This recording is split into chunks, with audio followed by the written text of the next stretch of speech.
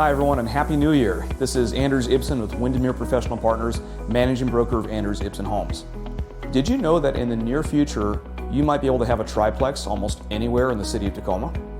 More on that in a moment, but first let's talk a little bit more about the reason why we're having this discussion. And in sum, the reason is housing affordability. Because we might lose sight of the fact, due to all the stories in the news about how the home market is cooling, that there is still very much a housing shortage happening in our community. And this is only being compounded by historically high inflation facing Tacoma families. Now, there are many proposed solutions for dealing with the housing affordability problem, but any serious proposal has to include some component of increasing housing supply to meet the demand.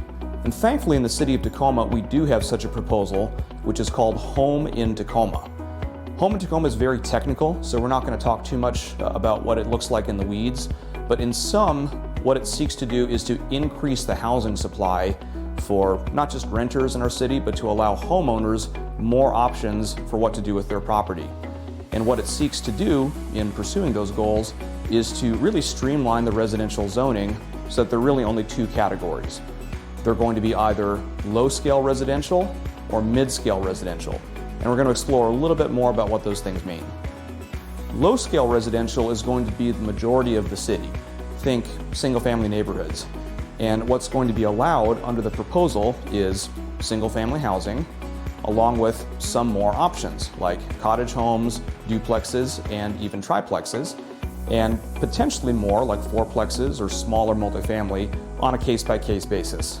So that's going to include most of the city. Mid-scale residential is going to be limited more to major corridors.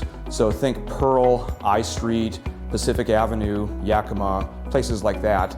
And mid-scale residential is going to include all of the allowed uses under low scale, so think single family to small multifamily, along with some denser options, up to 3 or 4 stories.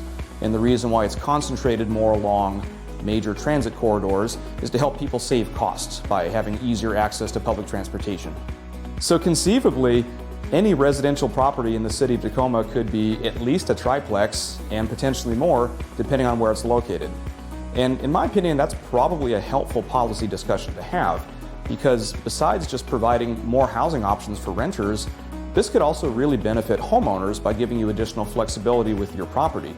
Think of a couple of examples. Think of someone who might want to age in place. Maybe living in your home is getting harder, but having an extra unit in your house for a home care worker or a family member might mean you could stay there longer.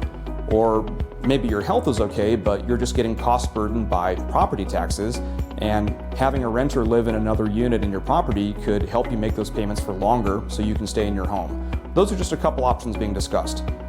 Now, as you can imagine, this is a long, complicated process, and this is not yet a done policy.